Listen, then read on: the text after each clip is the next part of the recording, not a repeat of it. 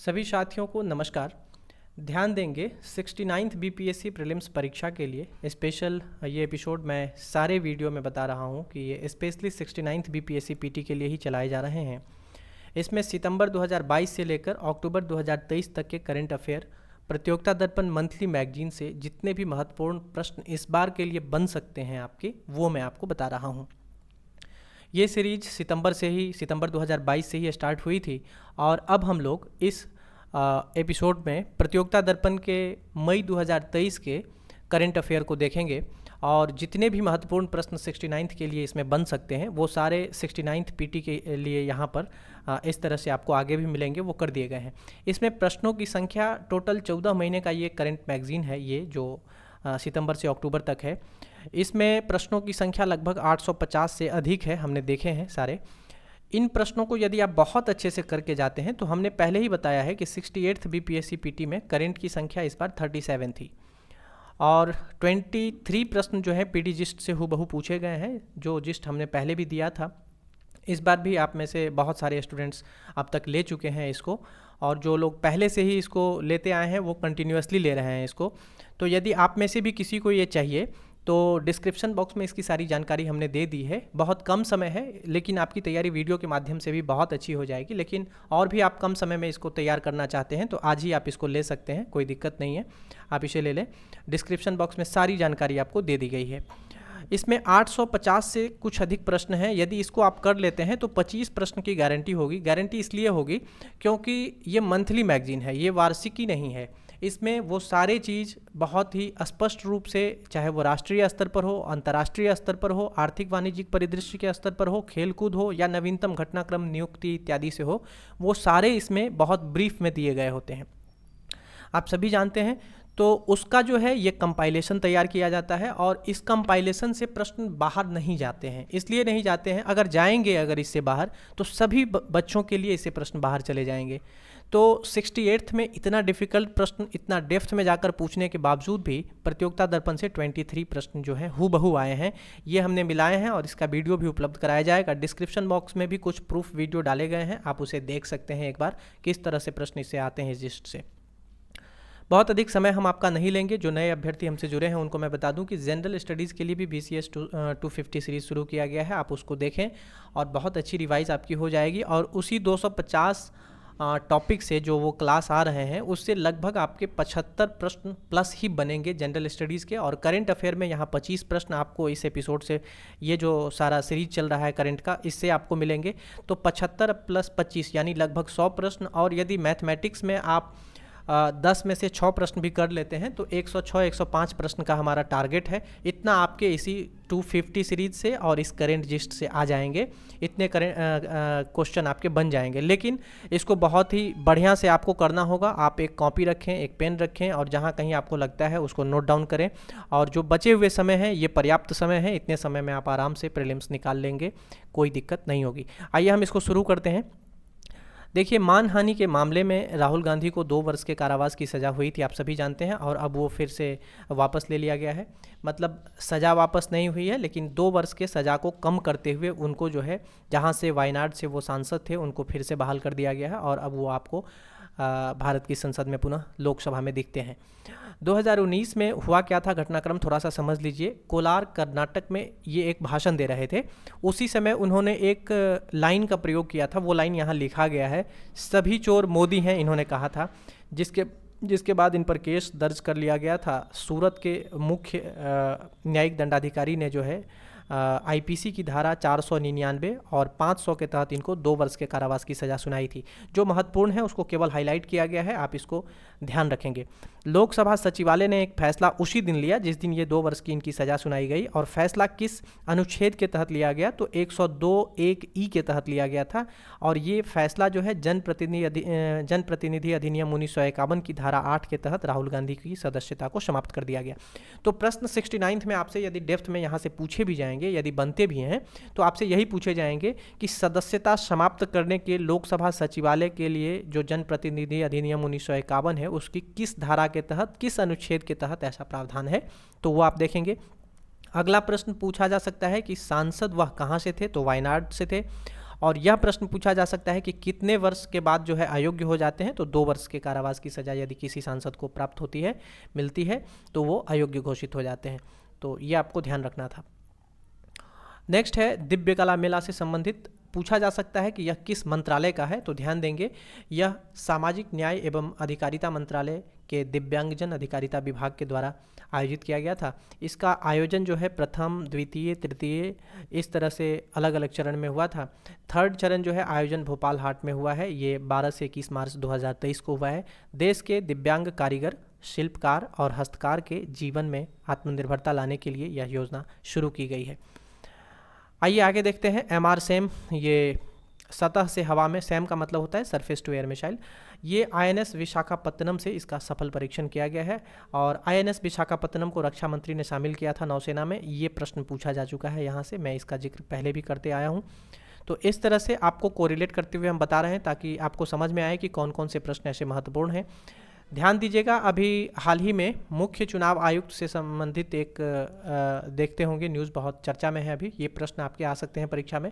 चुनाव आयुक्त की नियुक्ति प्रक्रिया में बदलाव जो है सुप्रीम कोर्ट ने किया है। अब कह रहा है कि इसमें प्रधानमंत्री, विपक्ष के नेता और chief justice of India CJI की संस्तुति पर राष्ट्रपति के द्वारा यह नियुक्त होंगे।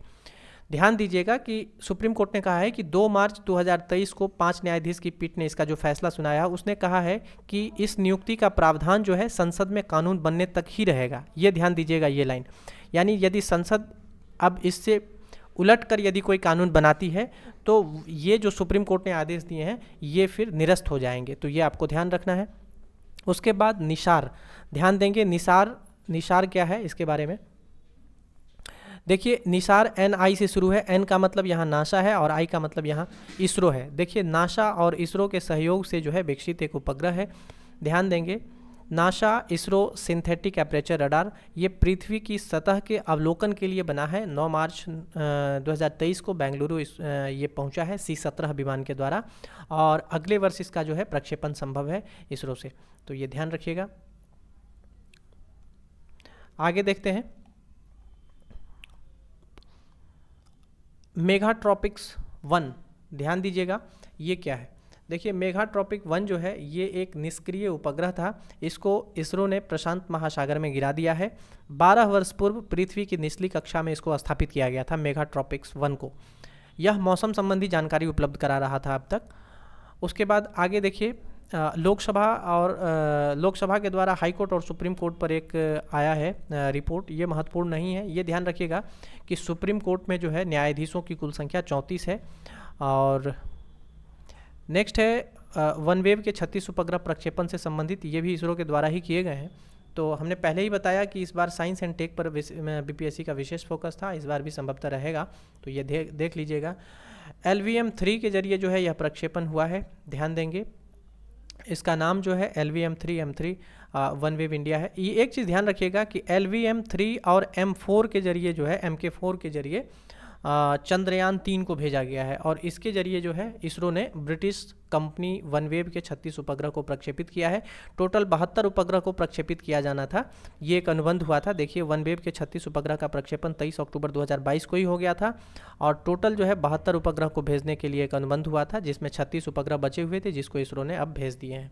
तो ये ध्यान रखना है आपको, यहाँ पर बताए गए हैं ये। आइए नेक्स्ट देखते हैं।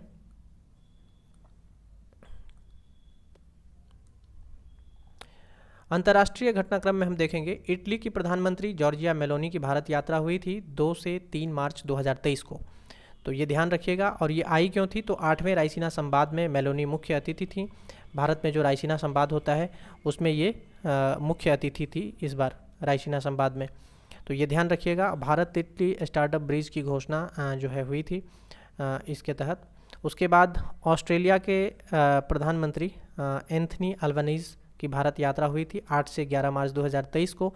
भारत की उनकी, ध्यान देंगे, यह पहली ही यात्रा थी। अहमदाबाद यह पहले आए थे, फिर वहाँ से यह मुंबई गए थे। वहाँ पे क्रिकेट स्टेडियम भी गए थे ये अहमदाबाद में। और इससे संबंधित इसमें और महत्वपूर्ण नहीं है। जापान के प्रधानमंत्री फोमियो किशिदा की भारत यात्रा हुई थी, ये ध्यान रखिएगा। यह भी मार्च 2023 में इनकी यात्रा हुई थी और 2 समझौता हस्ताक्षर हुए थे इसमें। जापानी भाषा का अध्ययन अध्यापन और 4th किस्त ऋण Mumbai Ahmedabad high speed rail परियोजना के लिए, ये दोनों ही तथ्य महत्वपूर्ण थे। शी जिनपिंग लगातार तीसरे कार्यकाल के लिए जो है चीन के राष्ट्रपति बने हैं, बस इतना ही ध्यान रखिएगा। रामचंद्र पौडेल नेपाल के राष्ट्रपति निर्वाचित हुए हैं, इससे पहले वहाँ की राष्ट्रपति विद्यादेवी भंडारी थी, ये ध्यान रखना है आपको। उसके बाद 8वां रायसीना संवाद बहुत महत्वपूर्ण है 69 बीपीएससी पीटी के लिए, यहाँ से प्रश्न बनेंगे, इसको देख लीजिए। 8वां रायसीना संवाद जो है नई दिल्ली में हुआ है, यह 3 दिवसीय हुआ है, 2 से 4 मार्च 2023 को हुआ है। 3 दिवसीय, तिथि भी ध्यान रखेंगे। ये जो है भू राजनीतिक भू रणनीति पर आधारित एक सम्मेलन है, यानी ये एक बहुउद्देशीय सम्मेलन है जो वार्षिक स्तर पर होता है, यानी प्रत्येक वर्ष होता है। इसका थीम इस बार का था उकसाव, अनिश्चितता, अशांति, ठीक है। Light house in the Tempest. उद्घाटन जो है प्रधानमंत्री मोदी के द्वारा हुआ था और प्रथम आयोजन इसका 2016 में हुआ था। इस बार मुख्य अतिथि हमने बताया जॉर्जिया मेलोनी थी, प्रधानमंत्री इटली की, वो आई हुई थी। और आयोजन जो है इसका यानी रायसीना संवाद का, ये विदेश मंत्रालय के ऑब्जर्वर रिसर्च फाउंडेशन के द्वारा होता है, यानी विदेश मंत्रालय और ऑब्जर्वर रिसर्च फाउंडेशन इस दोनों के द्वारा होता है, तो ये ध्यान रखेंगे। आइए नेक्स्ट देखते हैं। भारत मध्य एशिया समूह के अफगानिस्तान पर कार्यदल की प्रथम बैठक जो है पूछा जा सकता है कहाँ हुई थी, तो ये नई दिल्ली में हुई थी। उसके बाद ये इम्पोर्टेंट नहीं है, ये इम्पोर्टेंट है, ये चारों इम्पोर्टेंट है। पहला है इसमें G20 के वित्त मंत्रियों की बैठक, ये बेंगलुरु में। G20 के विदेश मंत्री की बैठक, ये नई दिल्ली में। जापान के H3 रॉकेट का प्रक्षेपण विफल हो गया है। देखिए पूछा गया था 68 बीपीएससी पीटी में कि चीन ने किसी रॉकेट को भेजा था, उसके संभवतः रोवर मतलब उसके अंदर जाकर के क्वेश्चन पूछा था बीपीएससी ने, तो ये भी ध्यान रखिएगा कि जापान के H3 रॉकेट का प्रक्षेपण विफल हो गया है। वर्ल्ड हैप्पीनेस इंडेक्स 2023 है, भारत का इसमें 126वां स्थान है। ध्यान दीजिएगा, इससे पिछले वर्ष 2022 में भारत का इसमें 136वां स्थान था। 146 देशों में भारत का स्कोर जो है 3.819 है। ध्यान देंगे, संयुक्त राष्ट्र सतत विकास समाधान नेटवर्क के द्वारा यह रिपोर्ट जारी किया जाता है। इसका मान 0 से 10 के बीच होता है। सूचकांक की गणना जो है 6 मानक के आधार पर होती है। सब कुछ इसमें हाईलाइट किया गया है, आप देख सकते हैं। इसमें प्रथम स्थान जो है इस बार फिनलैंड का है, द्वितीय स्थान डेनमार्क का है और लास्ट 146वां स्थान इसमें अफगानिस्तान का है, ध्यान रखेंगे।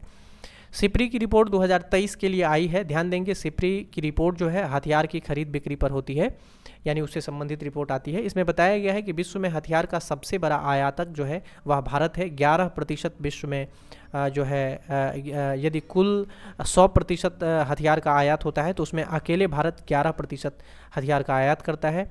और भारत सबसे अधिक हथियार आयात करता है रूस से, उसके बाद फ्रांस से।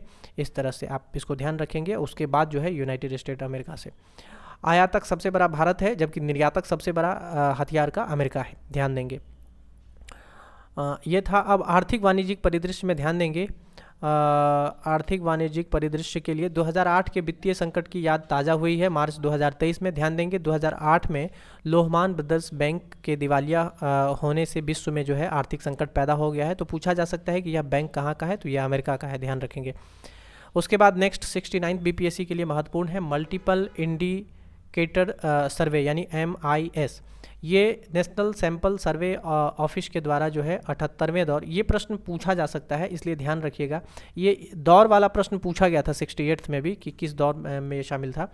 तो मल्टीपल इंडिकेटर सर्वे, ये NSSO यानी नेशनल सैंपल सर्वे ऑफिस के द्वारा जो है ये 78वें दौर के लिए कराया गया है। इसका परिणाम जो है मार्च 2023 में जारी किया गया है। SDG के कुछ महत्वपूर्ण संकेतकों तथा 31 मार्च 2014 के बाद आवासीय उद्देश्यों के लिए घर खरीद निर्माण के संबंध में जानकारी एकत्र करने के उद्देश्य से यह सर्वे हुआ था।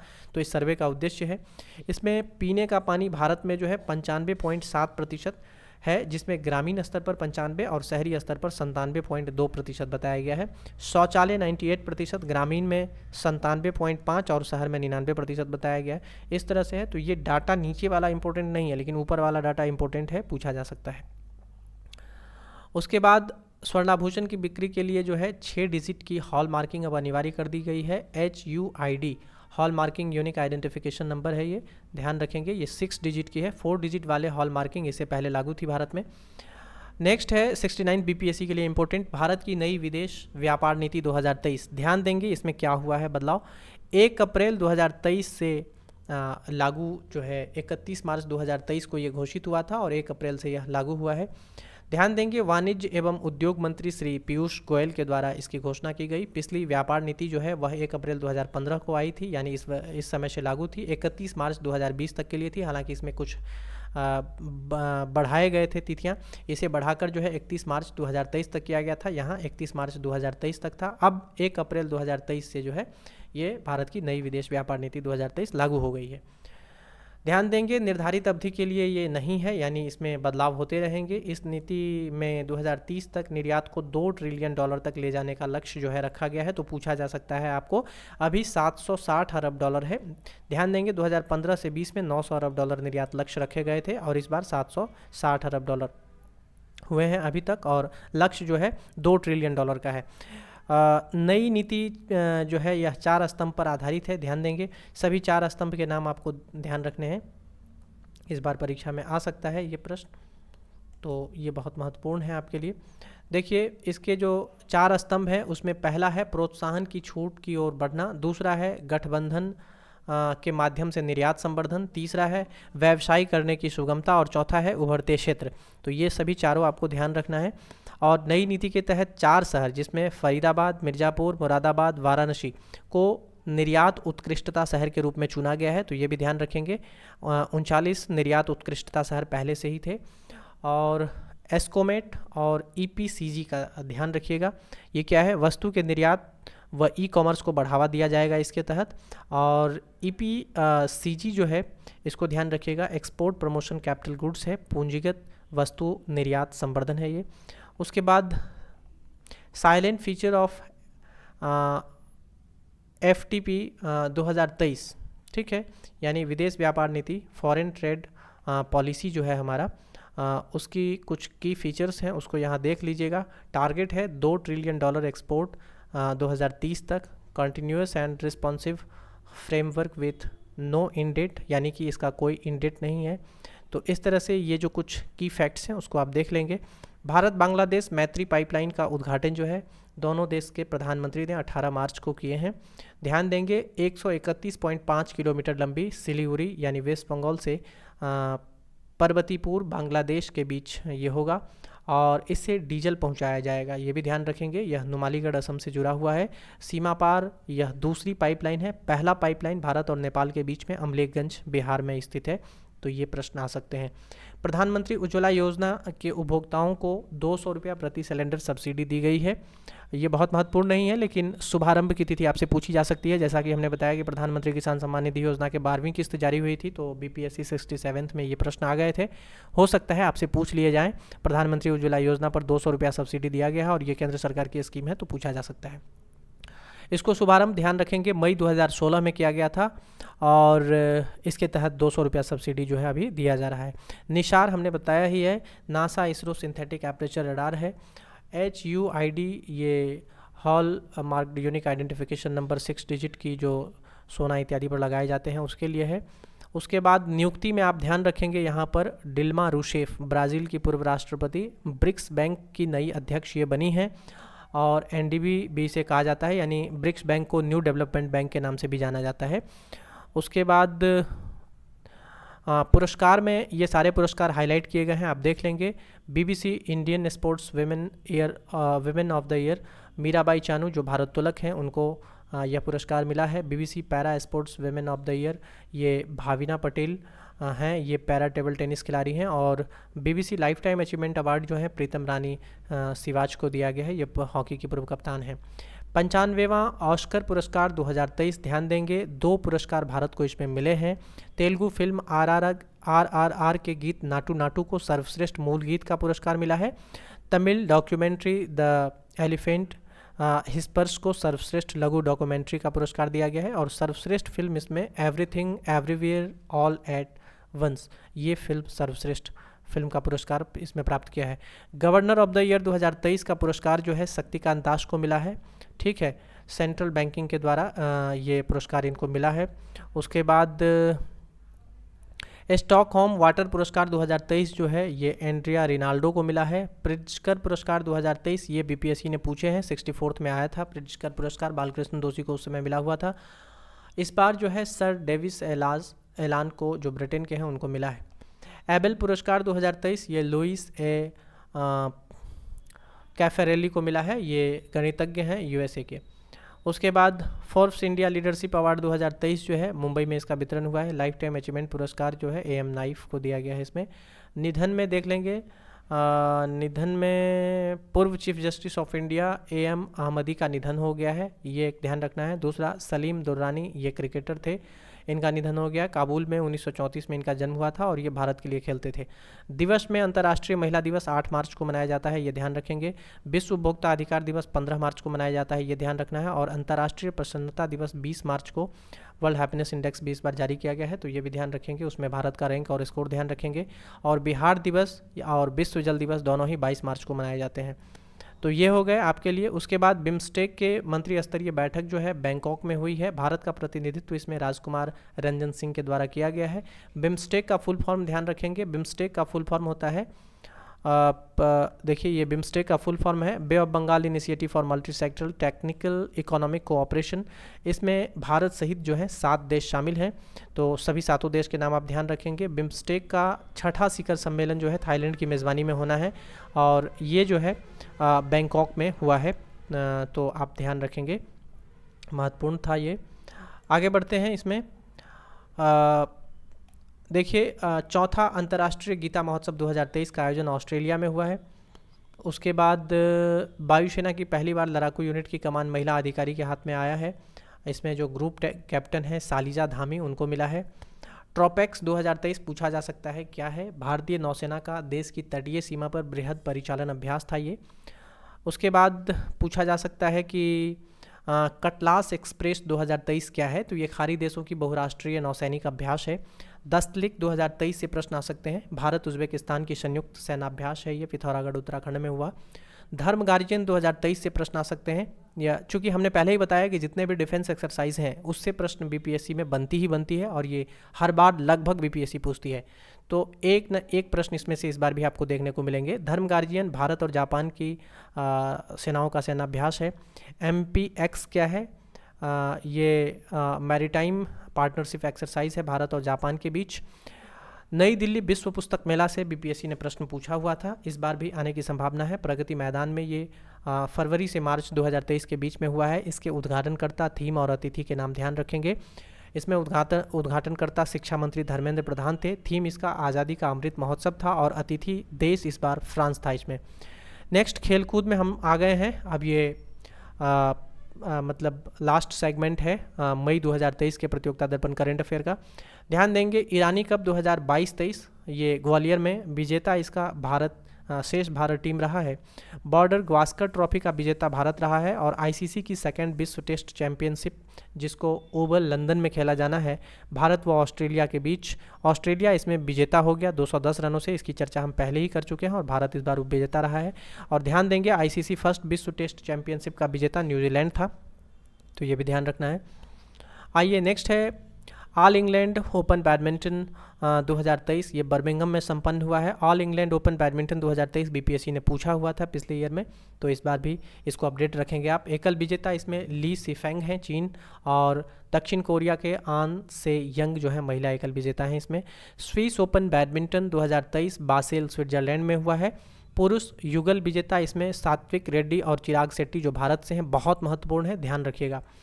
84वां सीनियर राष्ट्रीय एवं अंतर्राष्ट्रीय टेबल टेनिस चैंपियनशिप 2023, इसका आयोजन जम्मू में हुआ है। इसमें पुरुष एकल विजेता और महिला एकल विजेता के नाम आप ध्यान रखेंगे। पुरुष में जी साथियान हैं और महिला में श्रीजा अकुला हैं।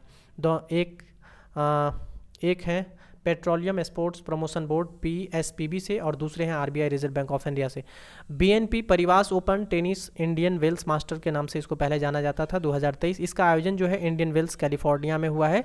इसमें एकल विजेता पुरुष में कार्लोस अल्कराज हैं और महिला में एलेना अरेवाकिना हैं, ये कजाकिस्तान की हैं।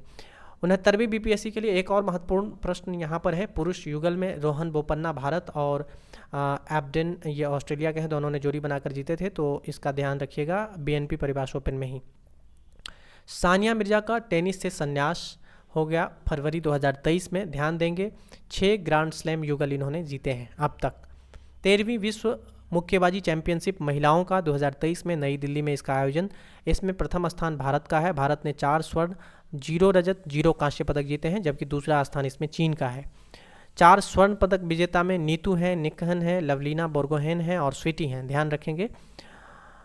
प्रथम WPL यानी विमेंस प्रीमियर लीग, आप सभी जानते हैं जिस तरह IPL होता है उसी तरह अब BCCI ने विमेन प्रीमियर लीग को भी शुरू किया है। इसका विजेता जो है मुंबई इंडियन है और इसमें कप्तान जो है हरमनप्रीत कौर थी। ये बहुत महत्वपूर्ण है, ये प्रश्न इस बार 69th PT में आने की पूरी संभावना है मेरे हिसाब से, तो इसको ध्यान रखिएगा आप। इसमें उप विजेता जो है दिल्ली कैपिटल्स था। कुल 22 मैच इसमें हुए थे। फाइनल जो है ब्रोबॉर्न स्टेडियम मुंबई में हुआ था, ब्रोबॉर्न स्टेडियम में हुआ था। Player of the match orange cap और पर्पल कैप, जिस तरह से IPL में होता है उसी तरह से यहाँ भी हुआ है, तो इसका ये हाईलाइट कर दिया है। आप देख लेंगे इसको और अच्छे से याद रखेंगे इसको, सिर्फ देख नहीं लेंगे। तो यहीं पर मई 2023 का BD जो है हमारा एंड हो गया। और यदि इसका PDF जिस्ट आपको चाहिए तो डिस्क्रिप्शन बॉक्स में सारी जानकारी दी गई है, वहाँ से आप इसका PDF जिस्ट भी मंगवा सकते हैं। बहुत बहुत धन्यवाद यहाँ तक बने रहने के लिए।